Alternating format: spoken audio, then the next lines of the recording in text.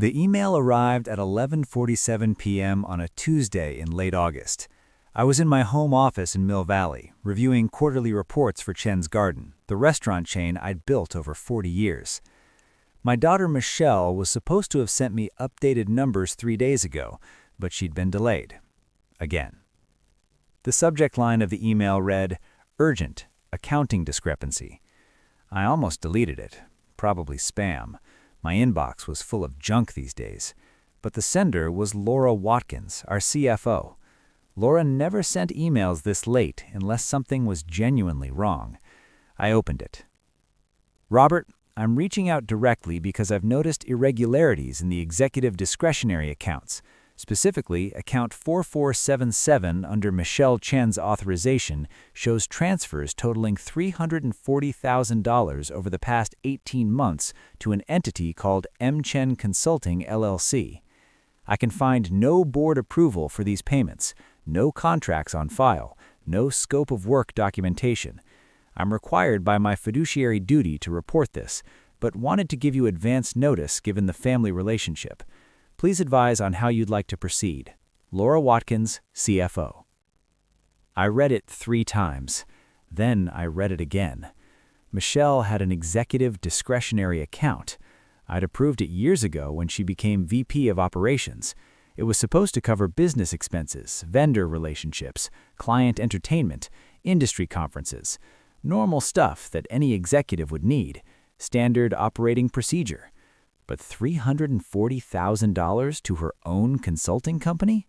I'd never heard of MChen Consulting, never approved any consulting contract, never seen any invoices. I opened my laptop's browser and searched for MChen Consulting LLC. The California Secretary of State Business Registry showed it was registered 2 years ago. Registration date, March 15, 2023. Owner, Michelle Chen. Registered agent, Michelle Chen. Services listed, business consulting and advisory services. The address was a UPS store in San Rafael, a mail drop, not a real office. My daughter had created a shell company and was paying herself from the family business, using a fake address, hiding it from everyone, including me. My hands were shaking. I checked the time, nearly midnight. I should wait until morning, be rational, think this through, but I couldn't. I called Michelle anyway.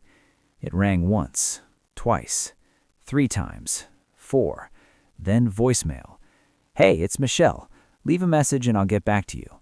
Her voice was cheerful, professional, the voice of someone who had nothing to hide.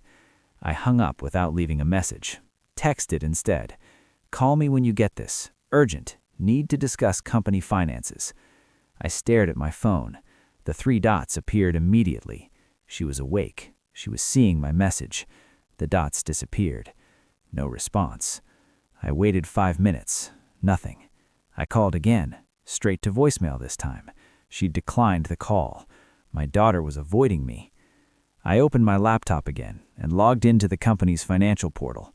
I had full access as founder and board chairman, but I rarely used it anymore. Michelle handled day-to-day operations. I trusted her, or I had trusted her. I pulled up her discretionary account, entered my security credentials, waited for the page to load. There they were, monthly transfers going back 18 months. The amounts varied, $15,000 in March 2023, $22,000 in April, $18,000 in May, $25,000 in June, all to MChen Consulting LLC. The descriptions were vague, generic. Strategic planning services for Q2 expansion, market analysis and competitive research, operational consulting and efficiency review. Meaningless corporate jargon, the kind of language you use when you don't want anyone to look too closely. I scrolled back further, looking for the first payment. There it was, March 2023, $15,000. The same month Susan died, my wife, Michelle's mother. The month everything fell apart. The month I stopped paying attention to anything except my grief. Susan had been the family peacemaker, the glue that held us together, the one who smoothed over arguments, remembered birthdays, organized holidays, kept Michelle and me talking when things got tense. And they often got tense. Michelle was strong-willed, ambitious, opinionated. I was stubborn, traditional, set in my ways. We clashed constantly. But Susan mediated. Susan bridged the gap. After she died, Michelle stepped up. She called more often, visited more, brought the grandkids by occasionally, said she wanted to help with the business, wanted to honor Mom's legacy, wanted to make sure I was okay. I'd been grateful. I'd been overwhelmed with grief and exhausted from running the business alone. So I made her VP of Operations, increased her salary from $120,000 to $180,000, given her more authority, more decision-making power, more trust. And apparently she'd used that authority and trust to steal from me, to create a fake consulting company and funnel hundreds of thousands of dollars into her own pockets, while I grieved, while I struggled, while I trusted her completely. I couldn't sleep. I sat in the dark office staring at spreadsheets, adding up numbers, trying to make sense of it. The total kept growing. By 2 a.m., I'd counted $340,000 in consulting payments. But there was more. I started looking at her expense reports: business travel, client dinners, conference registrations, hotel stays, rental cars. There was a trip to Maui in July 2023, 5 days. She'd submitted it as a restaurant industry conference, but when I searched for the conference, it didn't exist. I found photos she'd posted on social media from that week. Michelle, her husband, Brad, and the kids on the beach, building sandcastles, snorkeling, sunset dinners. A family vacation charged to the company as business travel. There was another trip to New York in October, 4 nights at the Mandarin Oriental. She'd listed it as meetings with potential investors, but I checked our investor database. No meetings scheduled, no notes, no follow-up. Just a $4,000 hotel bill paid by Chen's Garden. I kept digging, found more. A lease payment for a Mercedes SUV charged as executive transportation. But Michelle already had a company car, a leased Lexus sedan that I knew about and had approved. She'd gotten a second car, a $90,000 Mercedes, and hidden it in the transportation budget. Found tuition payments to Pacific Equestrian Center, $1,800 per month, listed as team building and leadership development. But I knew Pacific Equestrian. It was where Emma took horseback riding lessons. I'd gone once to watch her ride, back before Michelle started making excuses about why I couldn't visit. Found a payment to a contractor, $35,000, listed as facility improvements and maintenance. But the address was Michelle's home address. She'd renovated her kitchen using company money, disguised it as business expenses. By 4 a.m., I'd found over $500,000 in questionable charges, maybe more. I'd lost count. My eyes burned. My head throbbed. My daughter had been systematically stealing from the family business for 18 months, and I'd been too grief-stricken and too trusting to notice. At 6 a.m., I called Laura Watkins. She answered on the second ring. Her voice was alert, professional. She'd probably been up all night too, worried about this conversation. "Robert, I was hoping you'd call. Tell me everything you found." She explained that she'd been doing routine quarterly audits when she noticed the pattern of payments to MChen Consulting. At first, she'd assumed it was legitimate. Executive discretionary accounts often paid outside consultants. But when she couldn't find any contracts, any deliverables, any documentation at all, she dug deeper. She'd discovered the consulting company was owned by Michelle, registered to a UPS store. No employees, no business history, no clients except Chen's Garden. "It's a shell company," Laura said. "She created it to pay herself." "How much total?" I asked. "The consulting payments are $340,000. But Robert, I kept looking. I checked her expense reports going back 2 years. There are a lot of irregularities. Personal expenses disguised as business costs. I can't prove all of it without a full forensic audit, but my preliminary count is around $580,000. I felt like I'd been punched. $580,000? Yes, I'm sorry. Laura, I need you to freeze her accounts, all of them. Corporate credit cards, discretionary funds, expense account, everything. Do it this morning before she comes into the office. Laura was quiet for a moment. Robert, are you sure? This will cause serious problems. Michelle will know immediately. She'll be locked out of everything. I'm sure. Do it now. What about payroll? Her salary? Freeze that too. Everything. Understood. And Robert, I need to ask, do you want me to report this to the board, to legal counsel? This is serious financial misconduct. We have fiduciary obligations. I thought about the board. 8 members, half of them family friends who'd known Michelle since she was a child. They'd want answers. They'd want action. They'd want police involved. Schedule an emergency board meeting for Thursday morning, 10 o'clock. Don't tell Michelle. Don't tell anyone else yet, just the board members. Tell them it's about financial irregularities that require immediate attention. I'll send the notices this morning. And Laura, thank you for catching this, for telling me. I'm sorry it's happening at all. I hung up and sat in the dark kitchen watching the sky lighten over the bay. My phone buzzed. Michelle, finally. A text message, not a call. Dad, sorry I missed your call last night. I was asleep. What's going on? Is everything okay? I stared at the message. She was playing innocent, pretending she didn't know. I typed back, "We need to talk, in person. Can you come by the house this morning before work?" 3 dots appeared, typing, then stopped, then appeared again. I have meetings all day, back to back. Can it wait until this weekend? No, it can't wait. Be here at 9 o'clock.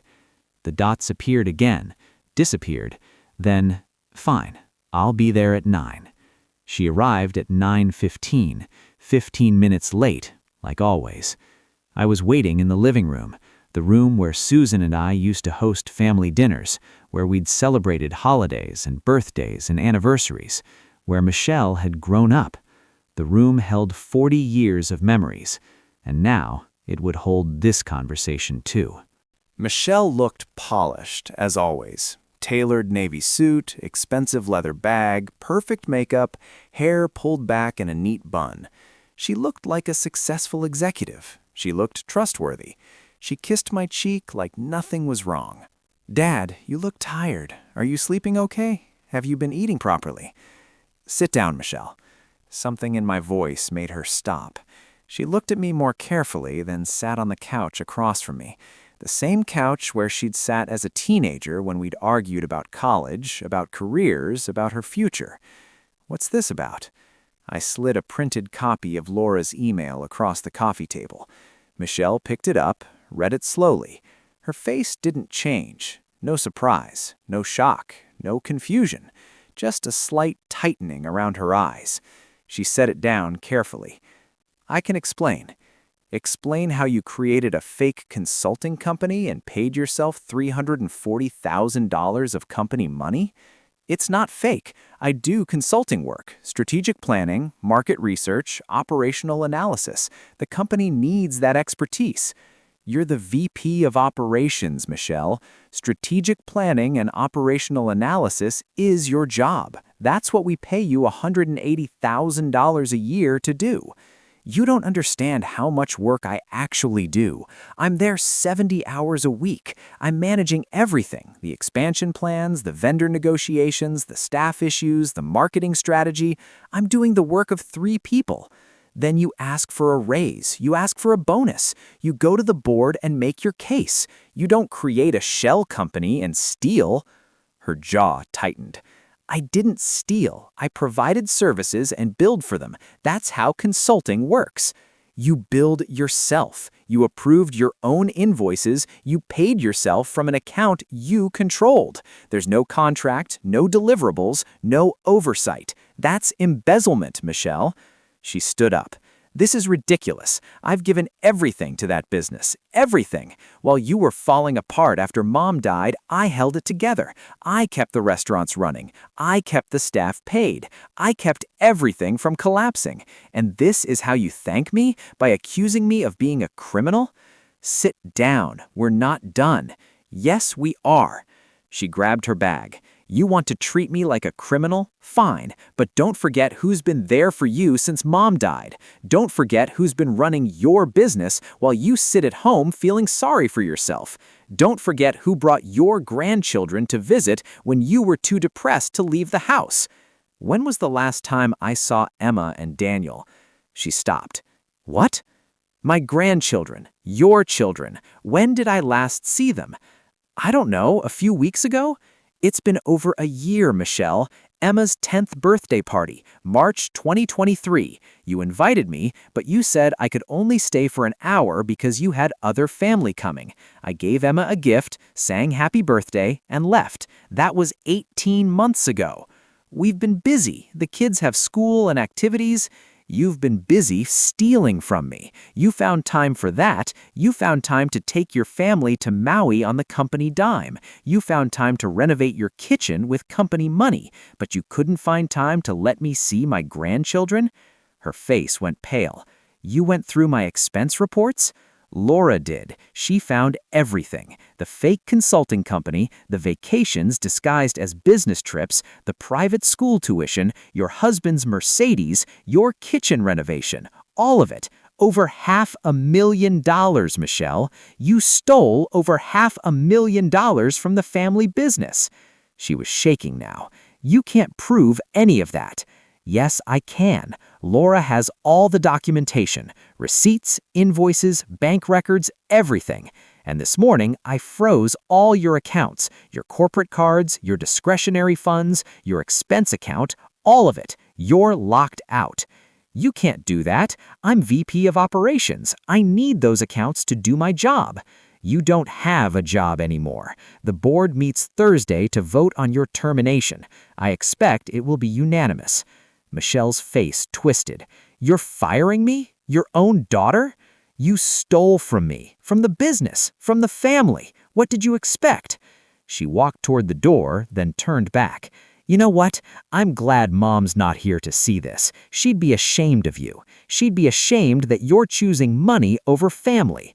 Susan would be ashamed of what you've become. She raised you to be honest, to work hard, to treat people with respect. You've done none of those things.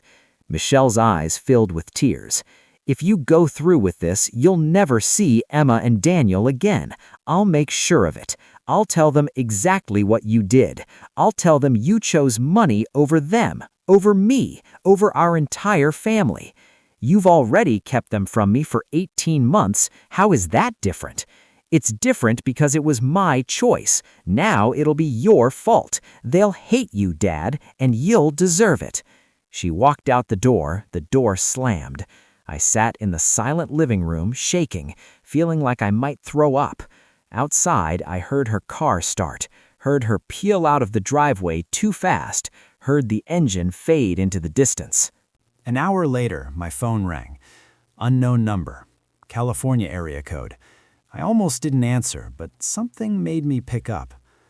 Mr. Chen, this is Detective Patricia Morrison with the San Francisco District Attorney's Office, White Collar Crime Division. I'm calling about a fraud investigation involving Chen's Garden Restaurant Group. Do you have a few minutes to talk? My stomach dropped. What kind of fraud investigation? We've received information about potential embezzlement and financial misconduct at your company. I'd like to meet with you to discuss the details. Can you come to our office this afternoon, say 2 o'clock? Yes, I'll be there. Bring any documentation you have, financial records, emails, anything relevant to the case. I drove to the DA's office in downtown San Francisco. The building was gray concrete, intimidating, nothing like the warm family restaurants I'd spent my life building. Detective Morrison met me in the lobby. She was in her mid-40s, sharp-eyed, direct, with short dark hair and a no-nonsense expression. She led me to a conference room and gestured for me to sit. Mr. Chen, Thank you for coming in. I know this is difficult. She laid out photos of documents on the table. Bank statements, wire transfers, invoices with Michelle's signature, expense reports. We've been investigating financial irregularities at several Bay Area businesses over the past year. Your company came up in connection with suspicious transactions flagged by banking algorithms. Can you tell me about MChen Consulting LLC? I told her everything.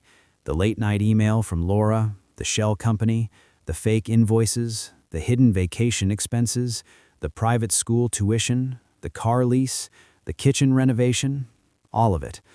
She took notes in a small notebook, her pen moving quickly across the page. And this is your daughter we're talking about. Yes, Michelle Chen. She's 38. She's been working for the company for 12 years, VP of Operations for the past 3. Did you authorize any of these payments? No, I didn't even know the consulting company existed until last night. And the personal expenses charged to the business, the vacations, the school tuition, the car?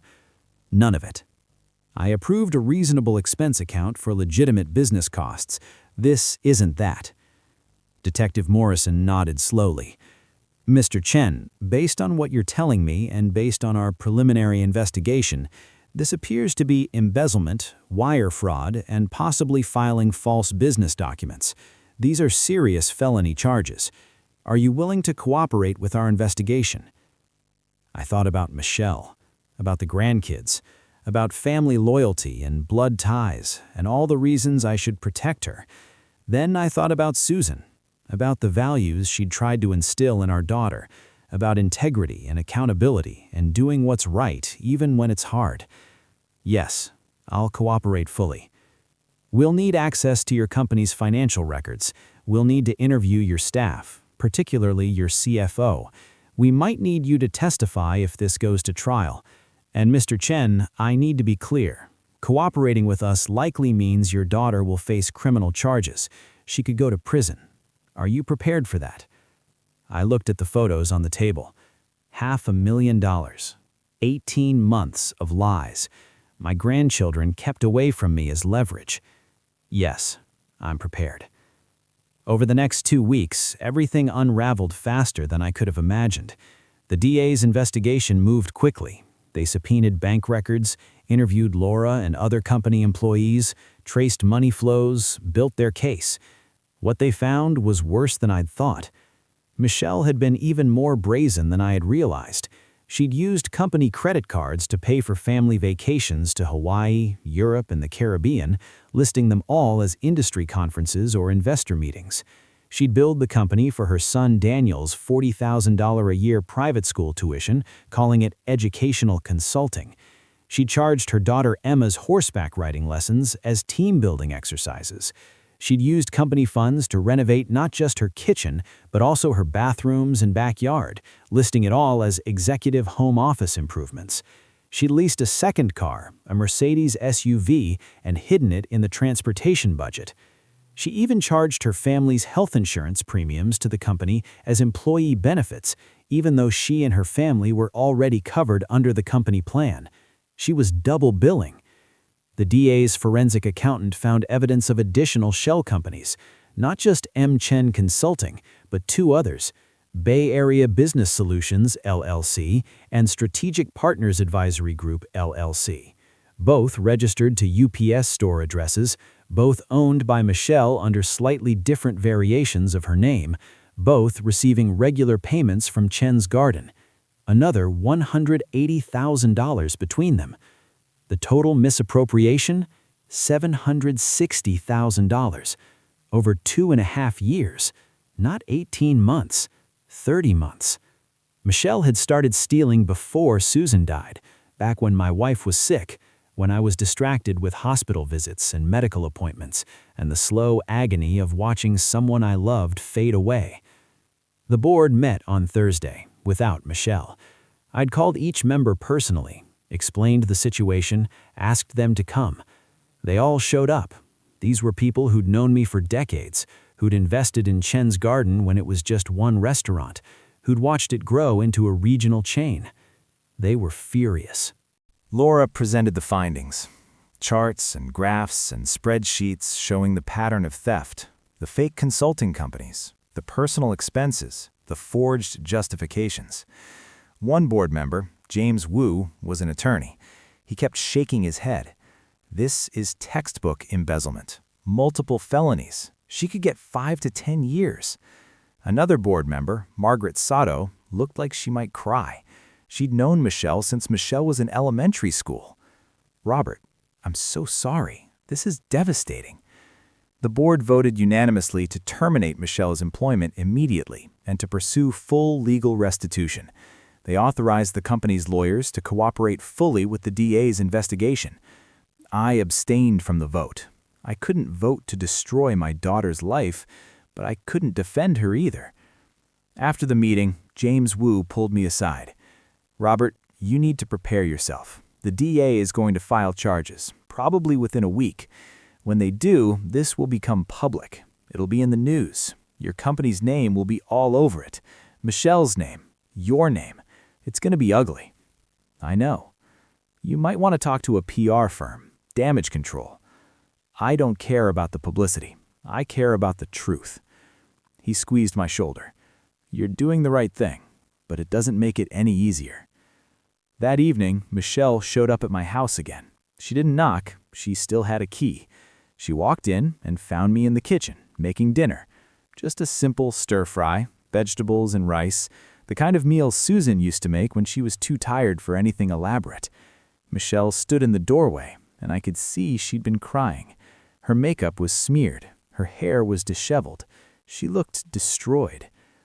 "Dad, please, you can't do this to me. I have kids. I have a mortgage. I'll lose everything." "You should have thought about that before you stole from me." "I didn't steal. I made mistakes. I'll pay it back, every penny. I'll sell my house if I have to. I'll do whatever you want. Just don't let them press charges." I set down my knife, turned to face her. "Michelle, do you understand what you did? You didn't make mistakes. You created fake companies. You forged documents. You lied on expense reports. You did this systematically, deliberately, for over 2 years, while your mother was dying, while I was grieving. You looked me in the eye and lied to me over and over again." "I know. I'm sorry. I'm so sorry." She was sobbing now, gasping for breath. "I don't know what happened to me. I don't know why I did it. I was angry and stressed, and I felt like I deserved more, and it spiraled. But I can fix it. I can make it right." "You can't fix this. You stole $760,000, Michelle. That's not a mistake. That's a crime." Her head snapped up. "$760,000? No, it was $340. That's what your email said." "That was just the consulting company. The DA found more. 2 more shell companies. All your fake expense reports. Everything.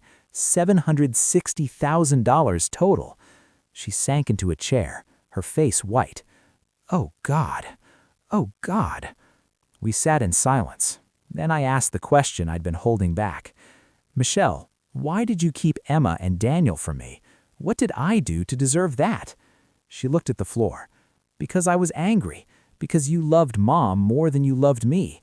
Because after she died, you had nothing left for anyone else. You were a ghost, Dad. You stopped caring about the business. You stopped caring about me. You barely remembered the grandkids existed. I kept them away because it was the only power I had left, the only way to hurt you back. So you punished your children to punish me? I know it was wrong, but I was so angry. And then it became habit. And then I was afraid that if you saw them, you'd realize how much I'd been lying about everything. The money, the business, all of it. So I kept making excuses. Did Emma and Daniel ask about me? All the time, especially Emma. She'd ask when we were going to visit Grandpa, when you were coming to her school plays, when you were coming to her birthday parties. And I'd make up reasons. Say you were busy. Say you were traveling. Say you didn't feel well. You told them I didn't want to see them. She nodded, still not looking at me. I told them you were dealing with Grandma's death and needed space, that you'd come around eventually, but eventually kept not coming because I kept making sure it didn't. I felt tears on my face. They're 9 and 7 years old, Michelle. They're innocent. They didn't deserve to lose their grandmother and their grandfather in the same year. I know. I'm sorry. I'm so sorry. Sorry doesn't fix this. Sorry doesn't give me back the time I lost with them. Sorry doesn't undo the lies you told or the money you stole. She stood up, wiped her face. So what now? You're really going to let them send me to prison? You're going to let Emma and Daniel lose their mother? You're going to lose yourself when you made the choices you made. I'm just refusing to lie for you. She walked to the door, then stopped. If I go to prison, Brad will leave me. He doesn't know about any of this. He's going to find out, and he's going to leave. The kids will end up in a broken home. You'll lose them forever. Is that what you want? What I want is for you to take responsibility for what you've done. What happens after that is up to you. She left. I stood in the kitchen, surrounded by the smell of burning vegetables. I'd forgotten about dinner. I turned off the stove, threw the food away, sat at the table in the dark. My phone buzzed. A text from an unknown number. Mr. Chen, this is Brad Winters, Michelle's husband. Can we please talk? I just found out what's been happening. I had no idea. Please call me. I called him. He answered immediately. Robert, thank God. I don't know what to say. I'm in shock. Did Michelle tell you? She came home an hour ago, hysterical. She told me everything. The consulting companies, the fake expenses, the DA investigation.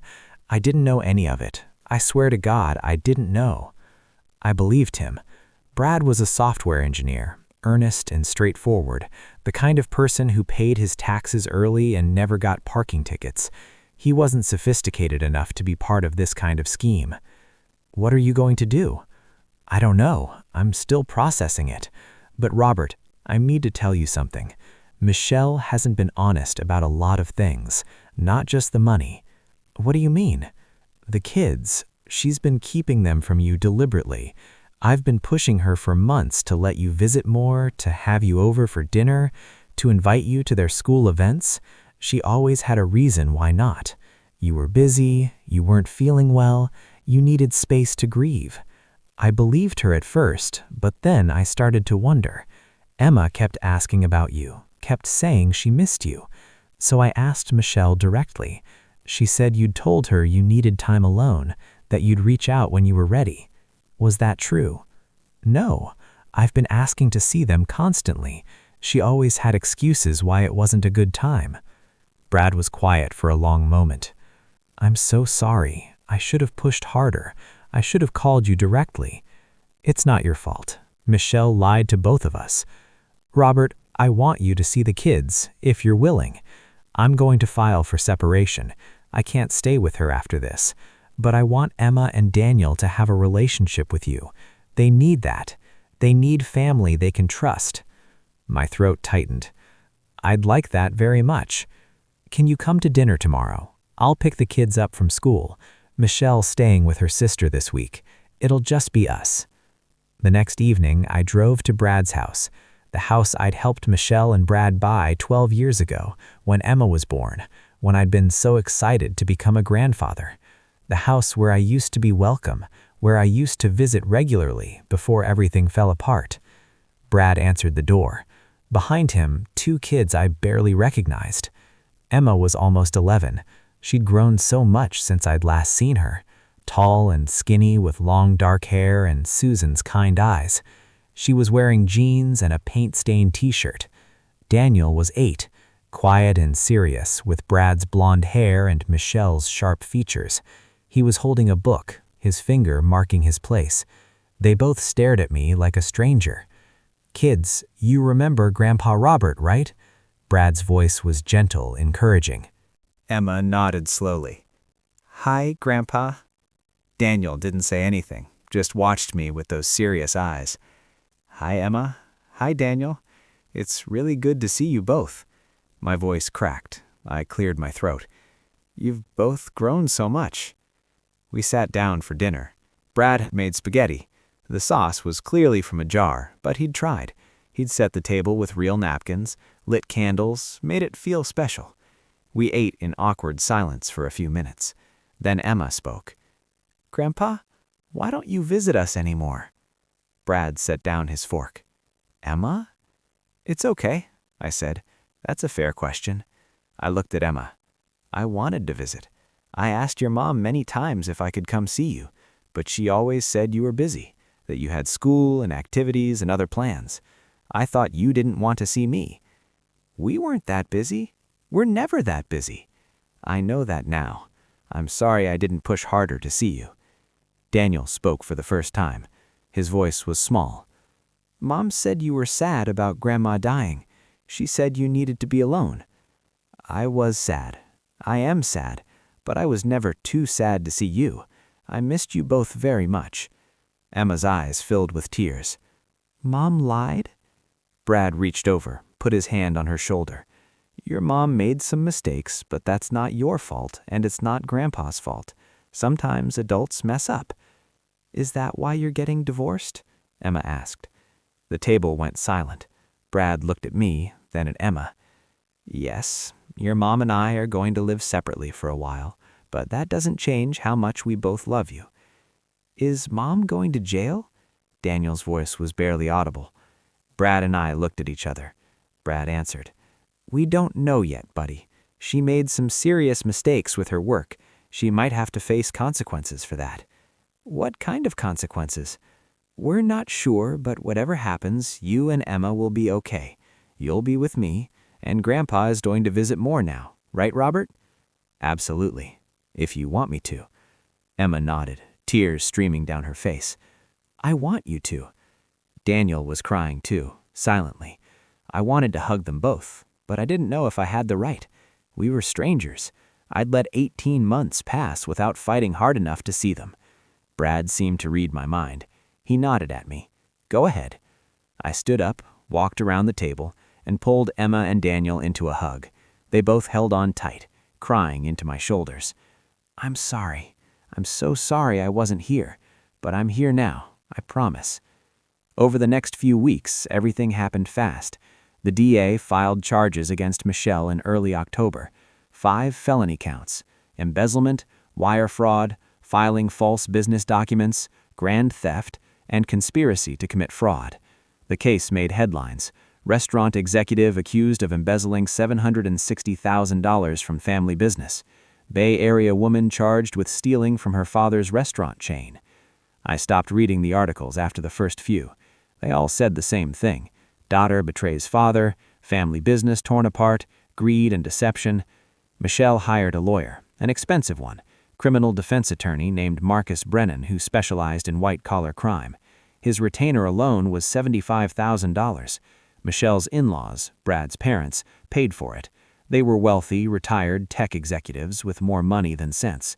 They believed Michelle's version of events, that I was being vindictive, that I was exaggerating, that this was all a misunderstanding that had spiraled out of control. Brad filed for legal separation in November. He got primary custody of Emma and Daniel. Michelle got supervised visitation every other weekend. The separation agreement stated that Michelle couldn't take the kids out of state and had to stay current on child support. She moved in with her younger sister, Diane, who lived in Oakland and worked as a teacher.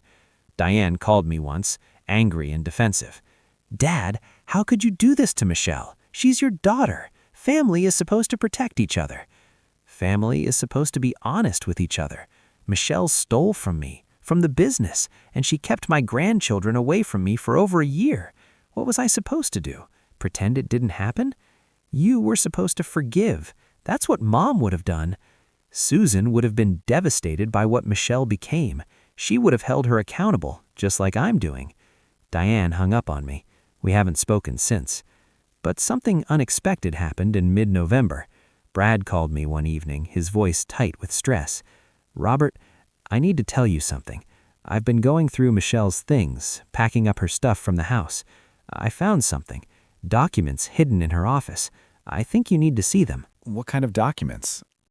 Can you come over tomorrow? I don't want to talk about this on the phone. I drove to Brad's house the next morning. It was a Saturday. Emma and Daniel were at a friend's birthday party. Brad met me at the door, looking exhausted. He'd lost weight, had dark circles under his eyes.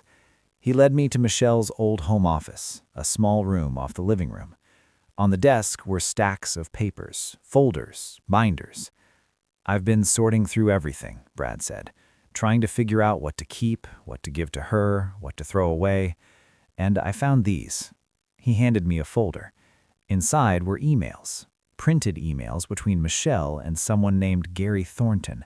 I didn't recognize the name. The emails were from 3 years ago, before Susan got sick.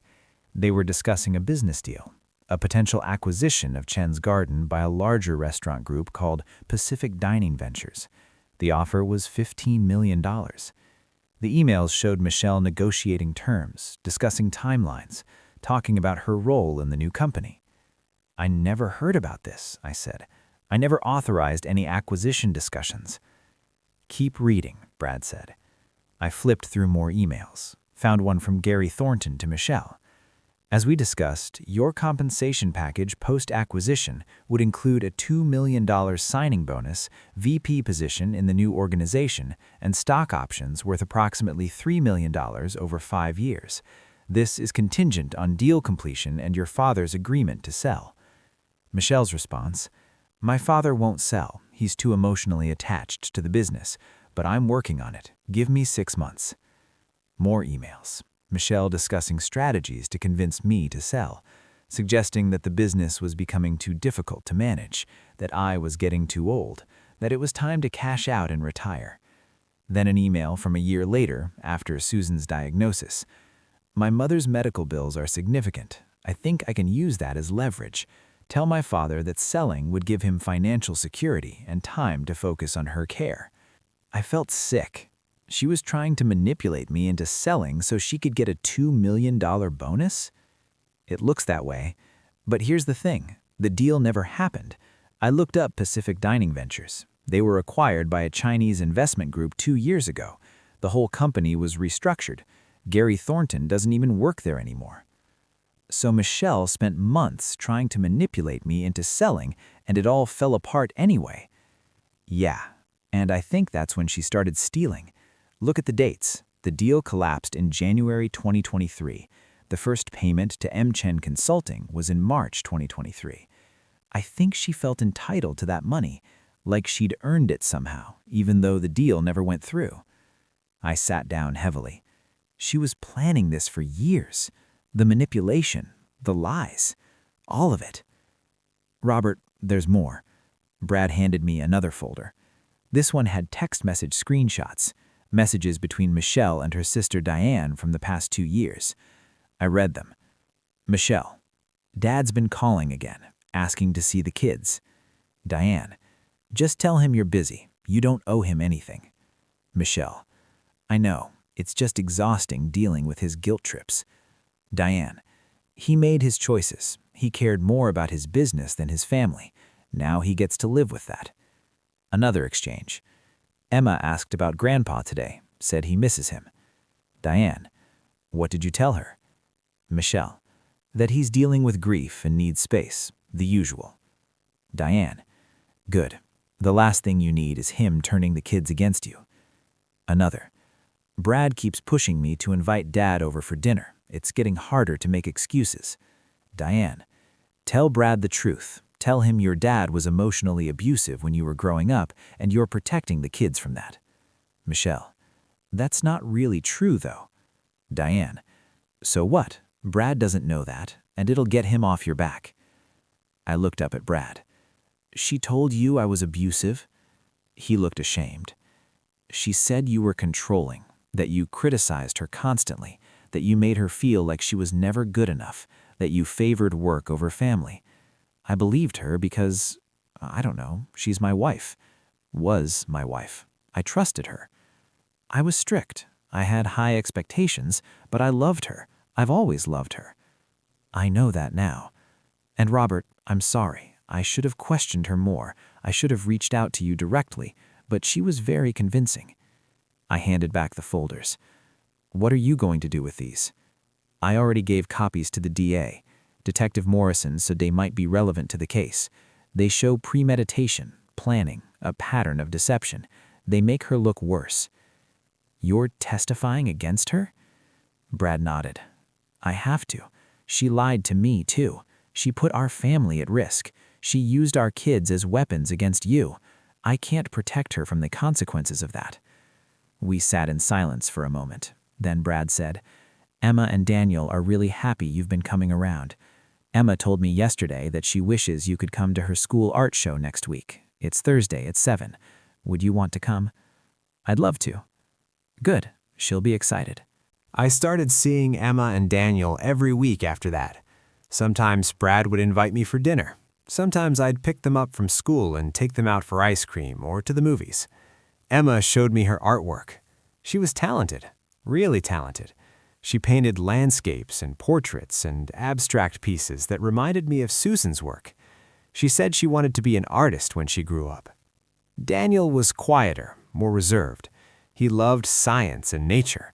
He had a collection of rocks and fossils and would tell me about each one, where he found it, what type it was, why it was interesting. He wanted to be a marine biologist. He talked about oceans and coral reefs and climate change with the kind of passion I'd once had for cooking. We were building something. Slowly, carefully, a relationship based on honesty instead of manipulation. Michelle's trial was scheduled for March, but in late February, her lawyer called the DA with a plea offer. Michelle would plead guilty to 1 count of felony embezzlement and agree to pay full restitution of $760,000. In exchange, the other charges would be dropped and she'd be sentenced to 1 year in county jail, followed by 3 years probation. The DA's office called me to ask my opinion. What do you think, Mr. Chen? Are you okay with this deal? What's the alternative? We go to trial. If we win, she could get 5 to 7 years in state prison. But trials are unpredictable. Juries are unpredictable. There's a chance she walks away with nothing. She pays back all the money? Every penny. We'll set up a payment plan. She'll be making payments for years, but yes, full restitution. And she admits guilt? Publicly? Yes, she has to allocute in court, admit what she did, take responsibility. I thought about Emma and Daniel, about them visiting their mother in prison, about them growing up with the stigma of having a criminal for a parent. 1 year versus 7 years. Take the deal. The hearing was in early March. The courtroom was small, wood-paneled, with rows of benches and fluorescent lights that made everyone look tired and sick. Michelle sat at the defense table with her lawyer. She was wearing a plain gray suit, no makeup, her hair pulled back simply. She looked smaller somehow, diminished. The judge was a woman in her 60s, stern-faced and efficient. She asked Michelle to stand. Ms. Chen, you're pleading guilty to 1 count of felony embezzlement. Do you understand the charges? Yes, Your Honor. And do you understand that by pleading guilty, you're admitting that you committed this crime? Yes, Your Honor. Tell me in your own words what you did. Michelle's voice was quiet but clear. I created fake consulting companies and paid myself from my father's business. I also submitted false expense reports for personal costs. I stole $760,000 over 2.5 years. I did it deliberately. I knew it was wrong. Why did you do it? Michelle was quiet for a moment. I felt entitled to it. I felt like I was working hard and not being properly compensated. I convinced myself I deserved the money. I was wrong. The judge nodded. The court accepts your guilty plea. You're sentenced to 1 year in county jail, followed by 3 years probation. You'll pay full restitution of $760,000 at a rate to be determined by the probation department. You're ordered to report to Santa Rita Jail on April 1st to begin your sentence. Do you understand? Yes, Your Honor. Court is adjourned. Michelle turned to look at me. Our eyes met for a moment. She looked like she wanted to say something, but her lawyer touched her arm, shook his head. She turned away, left the courtroom through a side door. I sat there for a few more minutes, then left too. Emma and Daniel knew their mother was going to jail. Brad had explained it to them as best he could, that she'd made serious mistakes, that she had to face consequences, that she'd be gone for a while, but that she still loved them. Emma cried for days. Daniel withdrew, stopped talking much, spent hours in his room organizing his rock collection.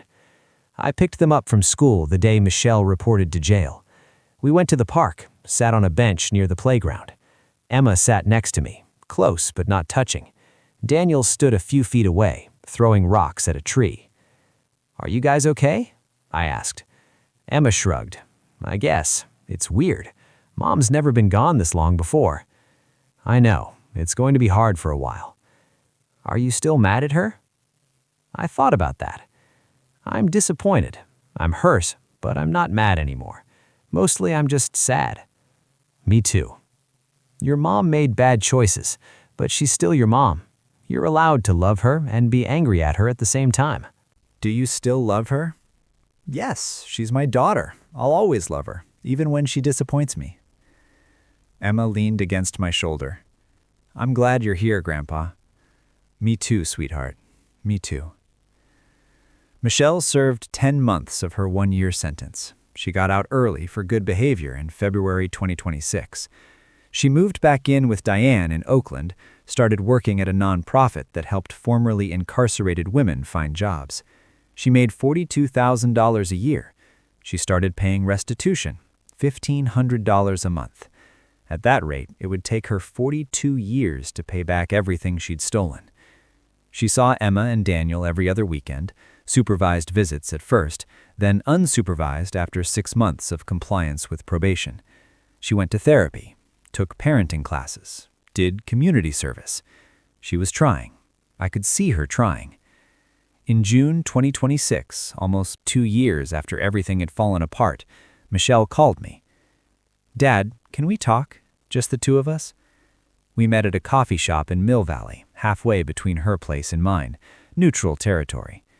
She looked different, thinner, older, worn down by everything she'd been through, but there was something else too, something clearer in her eyes, like she'd finally stopped running from the truth.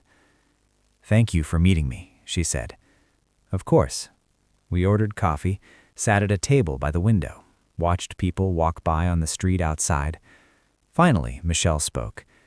"I'm not going to make excuses. I'm not going to ask for forgiveness. I just wanted to say I'm sorry. For everything. For stealing from you, for lying, for keeping Emma and Daniel away from you, for manipulating Brad. For all of it. I was angry and entitled, and I hurt everyone who loved me." "Why were you so angry?" She looked down at her coffee. "Because I felt invisible. My whole life I felt like I was competing with the business for your attention, and I always lost. You loved Chen's garden more than you loved me. At least that's what I told myself. After Mom died, I thought it would finally be different, that you'd see me, need me. But you just shut down. You gave me responsibility and authority, but no actual connection. So I took the money because I couldn't get what I really wanted." "What did you want?" "For you to see me, to value me, to love me the way you loved Mom, the way you loved the restaurants. But I know now that stealing money wasn't going to give me that. Nothing was going to give me that except actually talking to you, which I was too afraid to do." I was quiet for a long time. Then I said, "You're right that I was emotionally absent after your mother died. I was drowning in grief and I couldn't see anything else. But Michelle, you're wrong about one thing. I always loved you. I've always loved you. I just didn't know how to show it in a way you could receive." She started crying. "I know that now. I see it in how you are with Emma and Daniel, how patient you are, how present, how you show up for them. I wish you'd been like that with me." "Me too. I'm sorry I wasn't. I'm sorry I let the business consume me. I'm sorry I made you feel like you had to earn my love. Can we try again? Not go back to how things were, but start something new?" I reached across the table, took her hand. "Yes, we can try." It wasn't easy. It wasn't quick. Trust doesn't rebuild overnight. But we started meeting for coffee every few weeks, started talking about real things, about Susan, about grief, about regrets, about Emma and Daniel and what they needed, about the business, which I'd sold my controlling interest in. I'd kept a small ownership stake for passive income, but I was done with the day-to-day operations. I was done letting work consume my life. Michelle kept working at the nonprofit, kept paying restitution, kept showing up for therapy, kept doing the work of becoming someone her children could trust again. It took time, but Emma and Daniel started to soften toward her, started to believe her apologies, started to forgive. By 2027, we'd found a rhythm. Sunday dinners at my place. Michelle, Brad, who'd started dating someone new but remained friendly with Michelle, Emma, Daniel, and me. We'd cook together, eat together, tell stories, laugh. Emma was 13, painting constantly, winning awards at school. Daniel was 11, still obsessed with marine biology, talking about going to college to study oceanography. They knew the whole story now. The embezzlement, the trial, the jail time. They knew their mother had made terrible mistakes. They knew their grandfather hadn't been perfect either. But they also knew this: families can break and still heal. Relationships can be damaged and still be repaired. Love can survive betrayal if both people are willing to do the hard work. Last month, Michelle brought me her final restitution payment, a check for $1,500.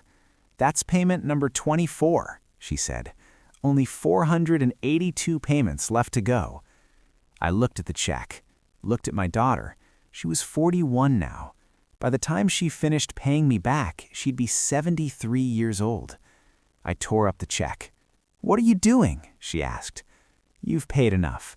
Not in money, but in other ways. You've done the work. You've changed.